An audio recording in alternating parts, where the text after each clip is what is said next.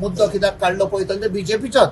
Sometimes कितें जाता जेन्ना MLA काडटा तो एक काडटा आनी फोन करता पळय सेटिंग कर नाल्यार हांव परतो काडटलो, तेंय जाता.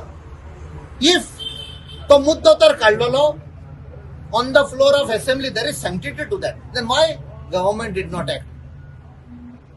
So there has to be a privilege motion moved against who did not act. आणि हे पळय 3 पळय सस्पेंड केल्या, it's N I wash.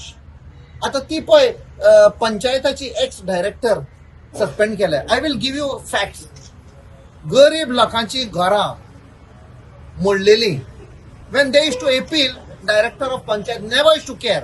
But जेन्ना श्रीमंत लोकांची घरां मोडपाक येताली इलिगल, जेन्ना मिनिस्टर फोन करतालो, same director is to give a stay. She has even given a stay on orders passed by the Honorable High Court. She was hauled up by the High Court. High Court and तिका Jazan आपोवन फुडें ube केल्ली. How come, how dare you are bringing a stay on demolition order that we have passed?